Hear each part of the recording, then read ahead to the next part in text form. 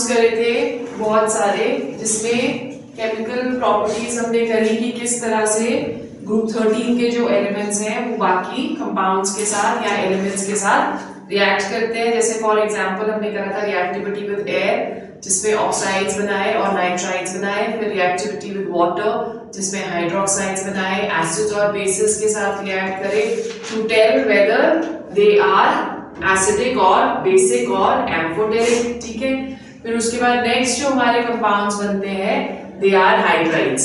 Now जैसे notes दिए आपको, हाइड्राइड्स में जो हाइड्राइड्स बनेंगे they are of the type EH3। Okay, thermally जो है ये कम स्टेबल है, सिर्फ बोरोन वाला जो हाइड्राइड है वो सबसे ज्यादा स्टेबल है। डाउन द ग्रुप जब जाते हैं तो स्टेबिलिटी डिक्रीज हो जाती है। फिर बोरोन सबसे कॉमन टाइप्स ऑफ हाइड्राइड्स बनाता है with the formula BnHn+4 and BnHn+6। इसको हम लोग बोरेन्स बुलाते हैं। जो सबसे स्टेबल बोरेन और सिंपलेस्ट बोरेन है दैट इज डाइबोरेन B2H6। इसमें एक स्पेशल काइंड ऑफ बॉन्ड होता है which is known as a banana bond, which we will discuss later. All the hydrides they behave as weak Lewis acids। ठीक है, second जो हम करेंगे that is formation of hydrides, sorry halides. जो halide से बनाता है that is of the type BF3, अगर बोरोन को ही हम लोग ले रहे हैं। Second is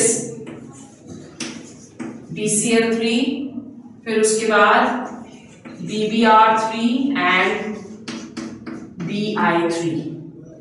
aluminium it forms halides of the type AlCl3। ठीक है, जो AlCl3 है ये ज्यादा स्टेबल होता है in the form of a dimer Al2Cl6। ठीक है, सो ये मोस्टली जो है AlCl3 it is going to form a dimer, right. और स्ट्रक्चर जब हम इसका देखते हैं तो AlCl3 का जो स्ट्रक्चर है that is going to be right another molecule of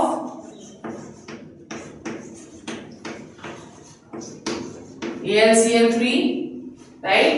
सो ये डाइमर की तरह एग्जिस्ट करेगा, जिसमें दोनों जो आपको क्लोरीन्स ऑन द साइड नजर आ रहे हैं ये कोऑर्डिनेट बॉन्ड्स बनाते हैं by donating their electrons to aluminium. So structure जो इसका होता है that is Cl chlorine chlorine then Al, ये वाला क्लोरीन इसके साथ कोऑर्डिनेट बॉन्ड बनाता है, ये वाला क्लोरीन इसके साथ कोऑर्डिनेट बनाता है and this is going to be the structure. ठीक है, सारे के सारे जो हेलाइड्स हैं they behave as Lewis acids due to what? Due to deficient octet, due to deficient octet। अगर हम एसिड्स देखें तो लुइस एसिड्स का जो कैरेक्टरिस्टिक है वो ये है कि वो एसिड्स की तरह तभी बिहेव कर सकते हैं अगर वो इनकमिंग इलेक्ट्रॉन को अपनी तरफ को अट्रैक्ट करें। ऑक्टेट कंप्लीट करने के लिए इनको 2 इलेक्ट्रॉन्स चाहिए, तो अगर ये अपनी तरफ को अट्रैक्ट करेंगे इलेक्ट्रॉन्स तभी ये अच्छे एसिड्स की तरह बिहेव करेंगे। फ्लोरीन जब हम यहाँ पे देख रहे हैं तो फ्लोरीन सबसे ज्यादा इलेक्ट्रोनेगेटिव है, तो इसको सबसे इजीली अट्रैक्ट करने चाहिए इलेक्ट्रॉन्स। ठीक है, सो ट्रेंड अगर हम इसका देखें अकॉर्डिंग टू द इलेक्ट्रोनेगेटिविटी तो ट्रेंड क्या होना चाहिए? BF3 should be the strongest acid. ठीक है, and acidic strength should keep on decreasing as we keep going down the group. Bi3 weakest acid होना चाहिए, but it is seen that this trend is not followed. This is a wrong trend. On the contrary, BF3 सबसे कम basic है और basic strength increase करती चली जाती है as we go down the group. ठीक है, this is due to a special characteristic. क्या है वो स्पेशल कैरेक्टरिस्टिक? उसको हम बुलाते हैं back bonding. Okay, back bonding. Back bonding का मतलब क्या हुआ कि जो फ्लोरीन है वो एक अपने इलेक्ट्रॉन्स वापस दे देता है बोरोन को to form a back bonding system. So इसमें आप लिख लो, in case of BF3 in case of BF3 in boron there is one vacant 2p orbital। Electronic configuration अगर इसकी हम देखें, it is 2s2 2p1 ground state में boron की। एक्साइटेड स्टेट में क्या हो जाएगी, p के 3 होते हैं, so this is 2s 2px 2py 2pz। So excited state में एक इलेक्ट्रॉन यहां से p की तरफ को चला जाएगा। सो आप देखो 3 ऑर्बिटल्स फिल्ड हैं और एक ऑर्बिटल यहाँ पे खाली है, ठीक है। So that is what we have written in case of boron, one of the 2p orbital is empty. लिख लिया, one of the 2p orbital is empty and the energies of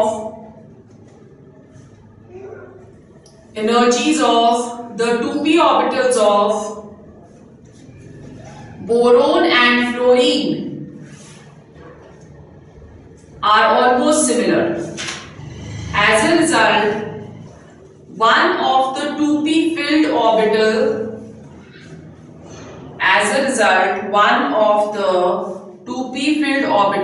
of fluorine overlaps sidewise with the vacant 2p orbital of boron atom, resulting in transfer of electrons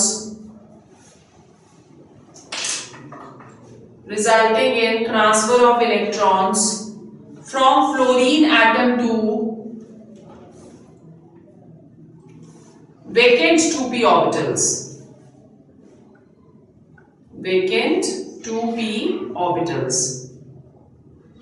This bonding is known as back bonding, ठीक है। So basically हो क्या रहा है यहाँ पे, जैसे अगर ये फ्लोरीन है, राइट, तो फ्लोरीन का ये एक हम p ऑर्बिटल ड्रॉ कर देते हैं। फ्लोरीन की इलेक्ट्रॉनिक कॉन्फ़िगरेशन क्या होती है,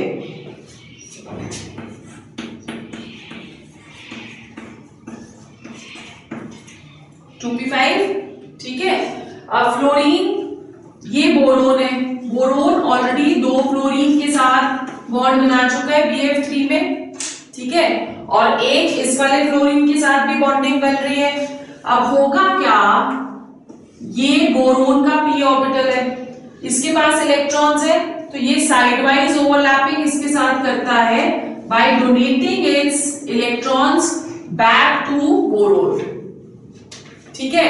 अब अगर ये डोनेट कर देगा अपने इलेक्ट्रॉन्स, तो BF3 क्या हुआ, इलेक्ट्रॉन डेफिशिएंट तो नहीं रहा अब ड्यू टू बैक बॉन्डिंग। अगर वो इलेक्ट्रॉन डेफिशिएंट नहीं रहेगा तो उसकी एसिडिक स्ट्रेंथ जो है वो कम हो जाएगी। क्लियर हो गया। अब क्यों, why this back bonding is taking place, because size of fluorine is very very small, size of boron is also very very small, ठीक है।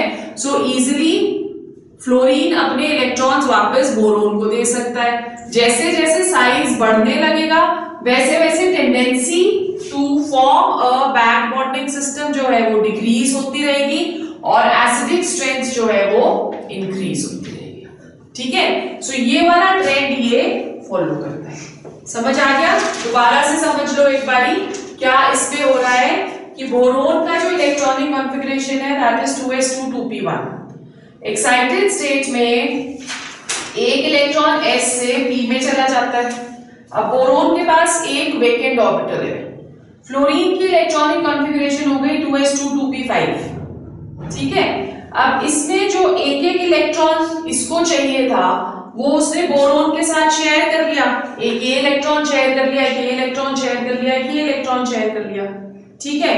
अब इसके पास क्या हुआ, there are other electrons also, 2 electrons बाकी में बच गए ना जब आप इसके देखते हो, तो वो ये इलेक्ट्रॉन्स बोरोन को वापस दे देता है, बोरोन के साथ साइड वाइज ओवरलैपिंग कर लेता है। क्योंकि वो साइड वाइज ओवरलैपिंग कर रहा है तो it forms a kind of a coordinate bond, और इलेक्ट्रॉन्स देने चाहिए बोरोन को फ्लोरीन को, बट फ्लोरीन बोरोन को इलेक्ट्रॉन्स दे रहा है, इसलिए हम इसको क्या बुलाते हैं, बैक बॉन्डिंग, ठीक है। So due to back bonding the trend of the acidic strength that becomes opposite, BF3 सबसे कम एसिडिक और BI3 जो है that is going to be most acidic.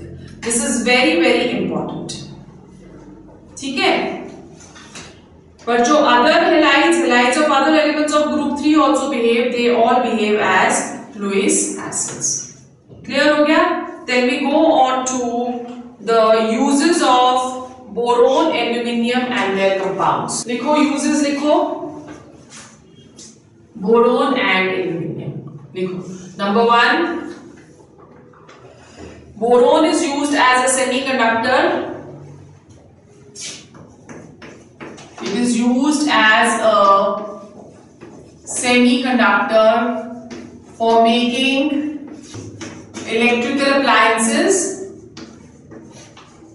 For making electrical appliances.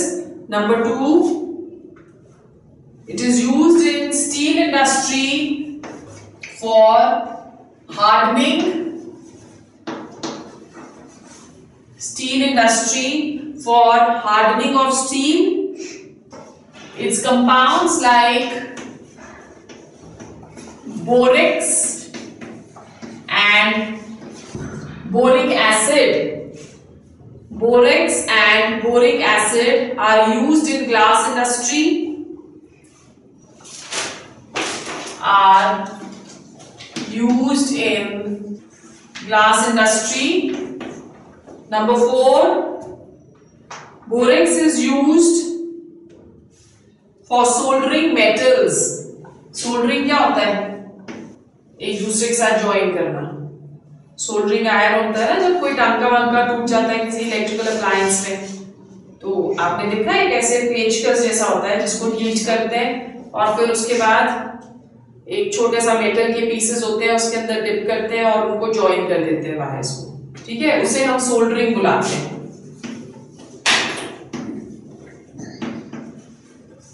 It is used in soldering, ठीक है। फिर boron fibres are used in making bullet proof jackets. Borax fibres are used in making boron fibers, boron fibers are used in making bullet proof. फिर उसके बाद next uses of aluminium.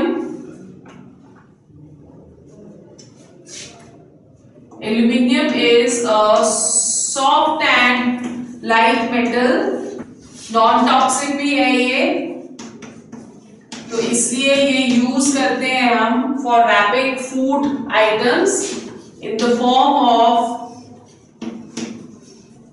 Aluminium foils, in the form of aluminium foils.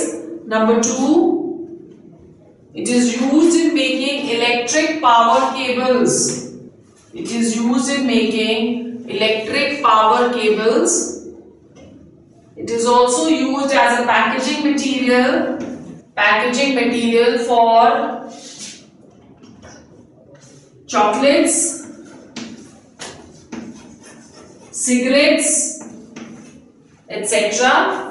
Then number 4, it is used to make cans for cold drinks, जैसे Pepsi वगैरह के cans होते हैं, beer and milk products, milk maid वगैरह and milk products. ठीक है, फिर उसके बाद बस इतने ही लिखो तुम्हें, दे आर गुड इनफ। अब इसमें कुछ अलॉयज है, इंपॉर्टेंट अलॉयज ऑफ एल्यूमिनियम, वो भी आपको आने चाहिए। So let's see what are the important alloys, इसकी कॉम्पोजिशन आनी चाहिए। First one that is bronze. Bronze is an alloy of aluminium and copper having 95% aluminium and 5% copper. ठीक है, it is used for making coins, utensils, jewelry, etc. Second is magnesium.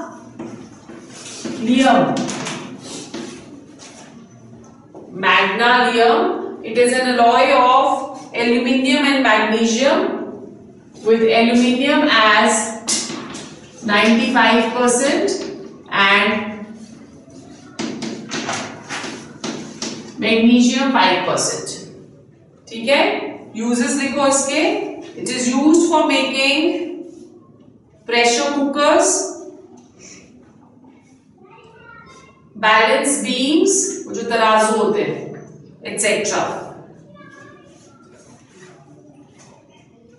Balance beams etcetera. Next is third duralumin. Duralumin is an alloy of aluminium, copper, magnesium and manganese. Aluminium in this case is again 95%, copper is 4%, magnesium is 0.5% and manganese is also 0.5%. ठीक है, uses लिखो इसके। It is used for making bodies of aircrafts, helicopters, automobile parts, bodies of ships, etc. Then fourth is Alnico. Alnico is an alloy of aluminium, nickel, Al से aluminium हो गया, Na से निकल हो गया, Co से कोबाल्ट हो गया, और इसमें traces of iron are also found. ठीक है, they are used to make powerful magnets. So उसकी कॉम्पोजिशन भी कुछ ऐसे ही है, 94% ये है एंड निकल इज अबाउट 4%। ठीक है, 1.5% के करीब कोबाल्ट एंड 0.5% के करीब आयरन। एक पावरफुल मैग्नेट्स बनाने के काम आता है, right. The next we come to some important compounds of boron. The first compound which we are going to do is borax. Borax has the general formula Na2B4O7 Na2B4O7.10H2. This is borax. ठीक है, prepare हम इसे कैसे करते हैं? इसको हम prepare करते हैं by a ore which is known as colemanite. Colemanite calcium की एक ओर है, colemanite having the formula Ca2B6O11. This is colemanite. इसको हीट करा जाता है with सोडियम कार्बोनेट। जब कैल्शियम कार्बोनेट के प्रेसिपिटेट्स सेपरेट आउट होते हैं,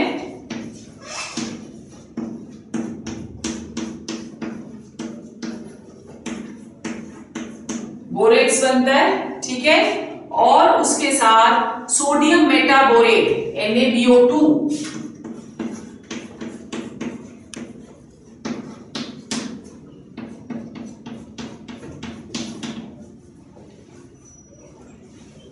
ठीक है, अब इसमें लिख लो the precipitate of calcium carbonate is filtered off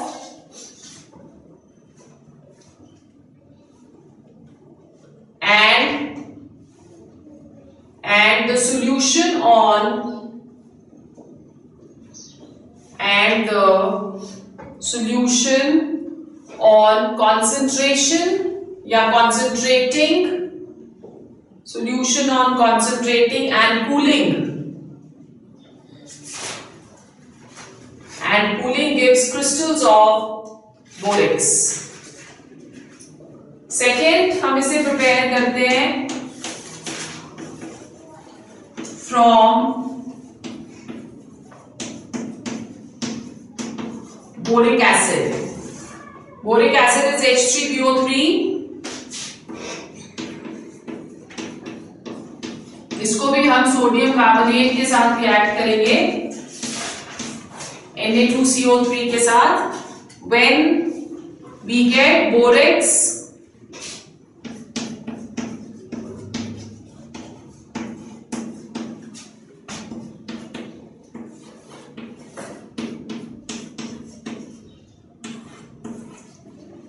and what? Carbon dioxide and water.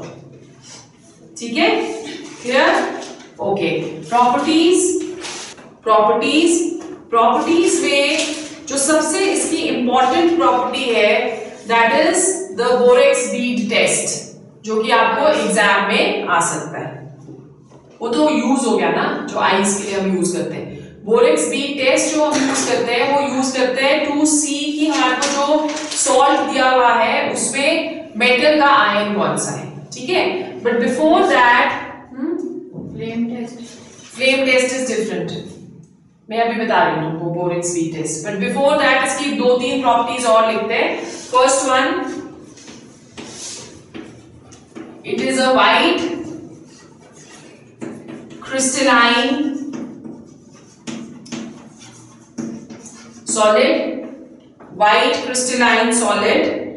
Number 2, on heating it loses its water of crystallization. 10 molecules है ना इसमें. On heating it loses its water of crystallization. Number 3,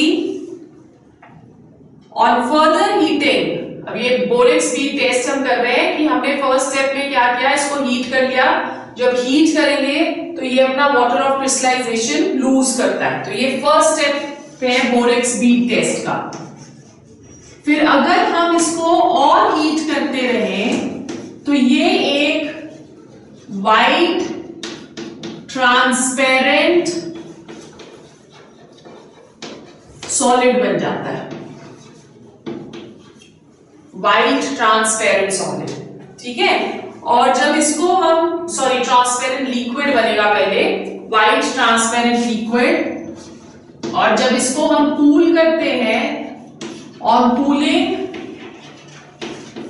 it gives us a white transparent Beed. White transparent Beed. ठीक है, अब इस बीड को, जो ये बीड बना है, इसको हम लोग रिएक्ट कर सकते हैं with different kind of ions.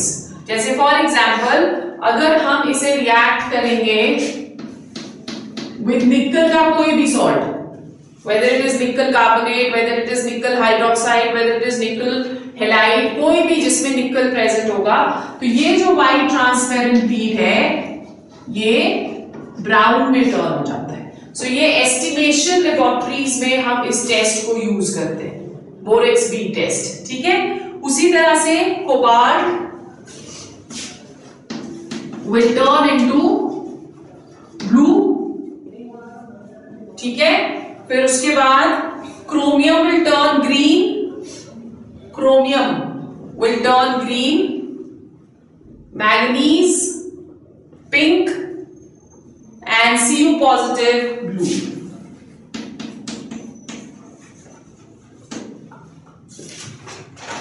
ठीक है, क्लियर हो गया. सो ये हमें आइडेंटिफिकेशन देता है.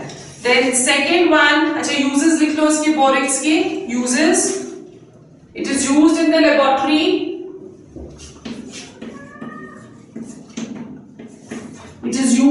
the laboratory for borax bead test. Borax bead test. Number 2, it is used in the manufacture of enamels for pottery.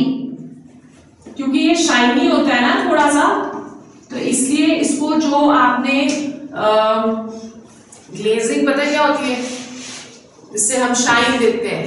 मिट्टी का कोई भी बर्तन लेते हैं, उसको पेंट करते हैं और उसके ऊपर हम डिजाइन कार्व करते हैं, वो हम इसी से करते हैं, बोरेक्स से। उसको हीट करके मेल्ट कर लेते हैं पहले और फिर कार्विंग करते हैं। ठीक है, so it is used for manufacture of glazing for pottery. ठीक है, then number 3, it is used in the candle industry.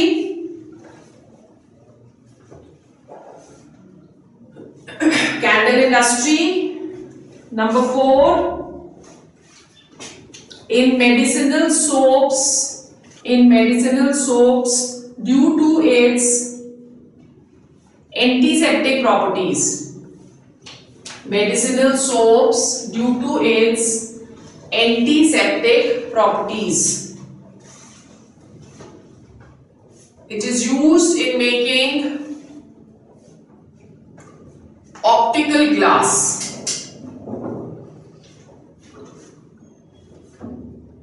Used in making optical glass. Then second compound करते हैं orthoboric acid. Second compound is orthoboric acid. Orthoboric acid has the formula H3BO3. H3BO3.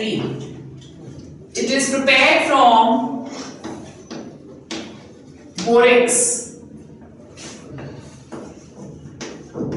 Preparation जब हम इसकी करते हैं तो इसको हम बोरेक्स के साथ प्रिपेयर कर सकते हैं। किस तरह से? Bye reacting borax with acid.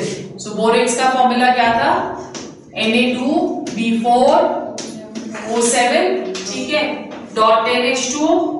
तो अगर आप ऑर्डर ऑफ क्रिस्टलाइजेशन इसका नहीं ले रहे हैं और रिएक्शन हम कर रहे हैं एसिड के साथ इन प्रेजेंस ऑफ वाटर, सो हमारे पास आ जाता है boric acid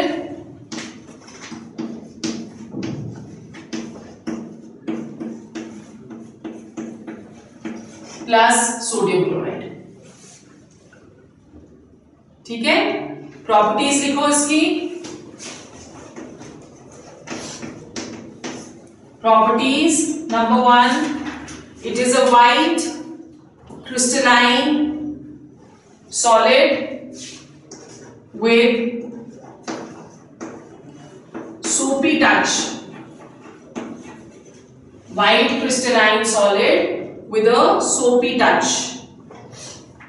It is spherically soluble in cold water but soluble in hot water. Hot water में इसकी सॉल्युबिलिटी ज्यादा होती है और कोल्ड वाटर में सॉल्युबिलिटी कम होती है। ठीक है, then number 3, at 373 kelvin it forms metaboric acid. So अगर हम H3BO3 को हीट करते हैं एट 373 केल्विन तो ये मेटाबोरिक एसिड देती है which is HbO2 प्लस एक वाटर मॉलिक्यूल इसमें से एलिमिनेट हो जाएगा। ठीक है, अब अगर हम मेटाबोरिक एसिड को फर्दर हीट करें एट 433 केल्विन तो ये हमें टेट्राबोरिक एसिड दे देता है which is H2B4O7 tetraboric acid. This is metaboric acid, this is tetraboric acid. ठीक है, इसको जब फर्दर हम हीट करते हैं at a very high temperature, red hot कर दिया हमने इसको, तो हमारे पास बोरोन ऑक्साइड आ जाता है विच इज B2O3। ठीक है, then number 4, it behaves as a Lewis acid. It behaves as a Lewis acid because इसका जो फॉर्मूला है बोरिक एसिड का H3BO3 तो है ही है, प्लस इसका formula boron hydroxide BOH whole thrice PA. So this is why it is going to behave as Lewis acid. Uses लिखो इसके. It is used in the manufacture of enamels. Used in the manufacture of enamels. Number 2, as a food preservative. As a food preservative in food industry. Number 3, it is used in medicines for eye wash. ठीक है, फिर सबसे जो important compound examination point of view से important है, that is boron hydrides. As I just told you कि boron जो है वो दो तरह के हाइड्राइड्स बनाता है, one which is BnH2n+4 and the other one is BnH2n+6. ठीक है, अब इसमें जो सबसे इंपॉर्टेंट और सबसे कॉमन है that is diborane B2H6. Diborane which is B2H6, right? Prepare हम इसे कैसे करते हैं? It is prepared by reacting iodine with sodium borohydride. This is sodium borohydride, ठीक है? इसको जब हम आयोडीन के साथ रिएक्ट करेंगे तो ये हमें दे देगा B2H6 which is diborane plus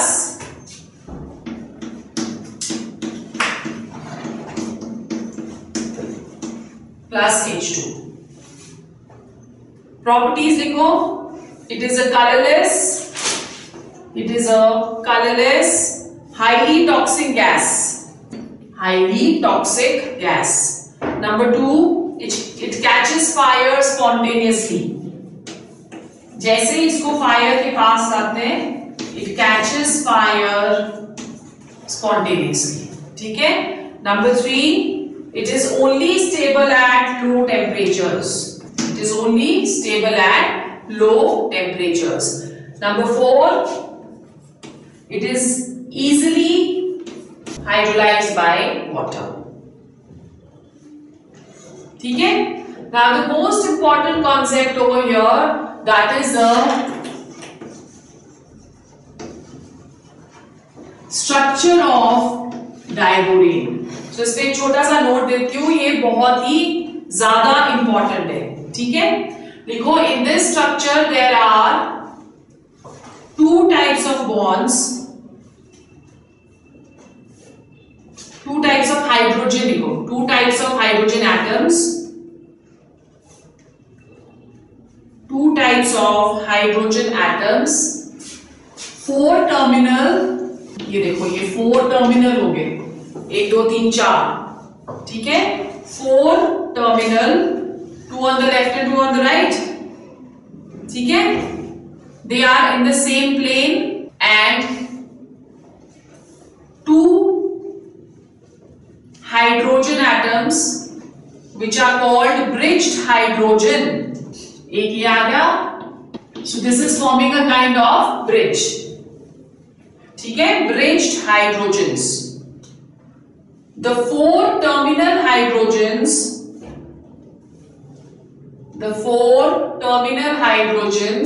are bonded by normal covalent bonds. तो ये 1, 2, 3 and 4 hydrogens are bonded by normal covalent bonds. The bridged hydrogens are bonded by 3 centered electron pair bonds.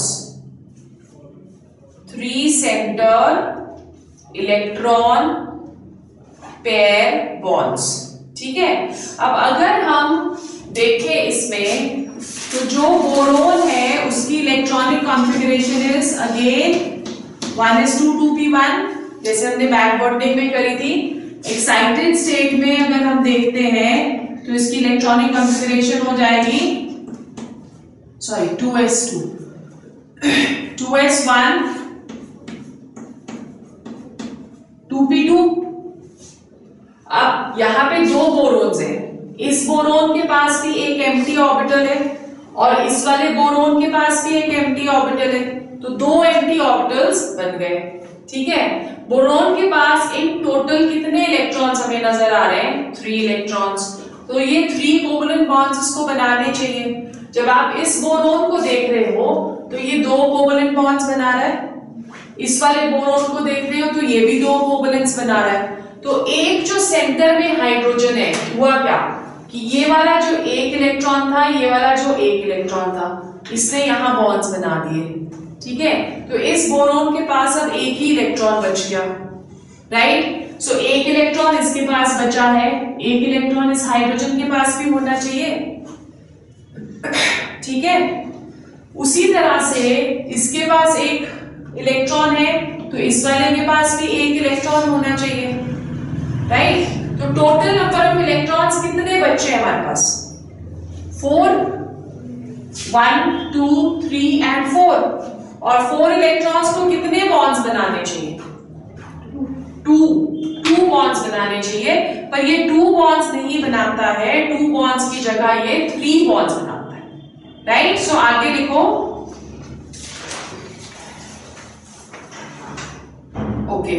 Next is in case of boron the excited state has electronic configuration 2s1 2px1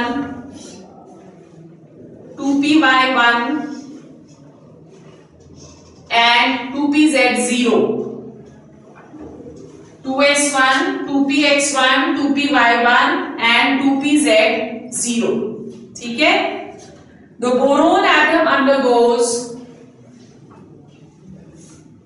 sp3 hybridization in which all the p and s participate. As a result, 2 hybrid orbitals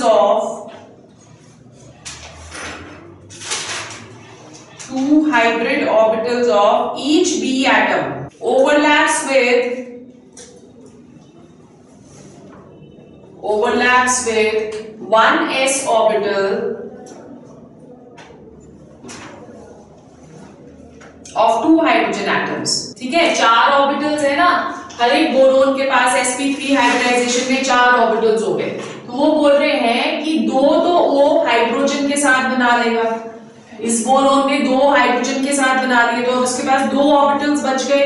उसी तरह से इस boron ने भी 2 hydrogen के साथ बना लिए तो इसके पास भी 2 ऑर्बिटल्स बच गए। ठीक है, आगे लिखो, of the 2 hybrid orbitals left, जो बचे हुए orbitals, of the 2 hybrid orbitals left on each boron atom, one contains an unpaired electron,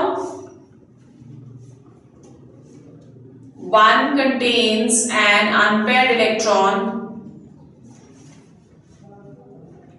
where the other one is empty. The orbital containing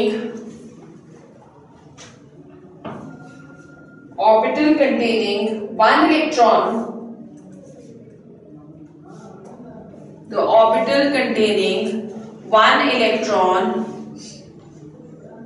of one boron atom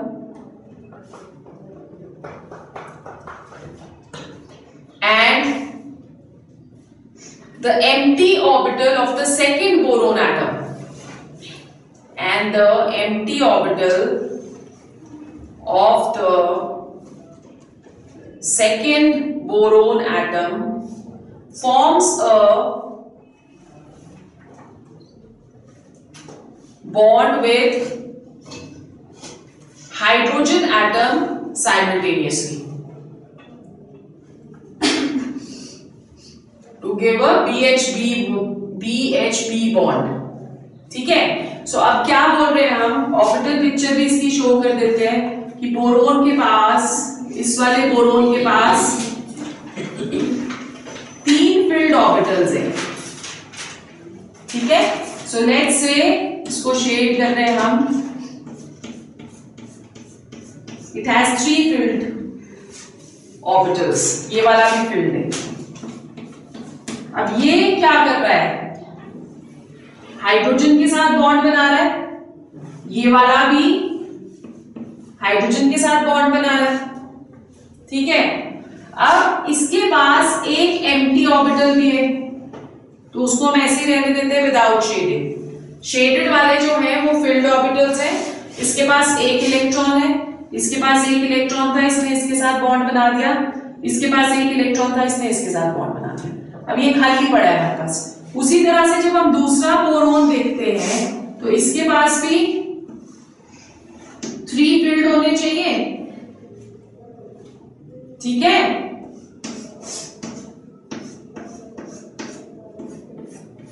सो इसने एक hydrogen के साथ बना लिया, दूसरे हाइड्रोजन के साथ बना लिया. अब होगा क्या कि ये वाला खाली और ये वाला भरा, ये साइमल्टेनियसली हाइड्रोजन के साथ एक बॉन्ड बना लेते हैं. उसी तरह से ये वाला भरा और ये वाला खाली हाइड्रोजन के साथ एक बॉन्ड बना लेता है. सो बेसिकली जो ये वाला बॉन्ड बन रहा है, इसकी शेप कुछ ऐसे आ जाती है. लाइक ये बोरोन हो गया, हाइड्रोजन हाइड्रोजन, उसी तरह से बोरोन,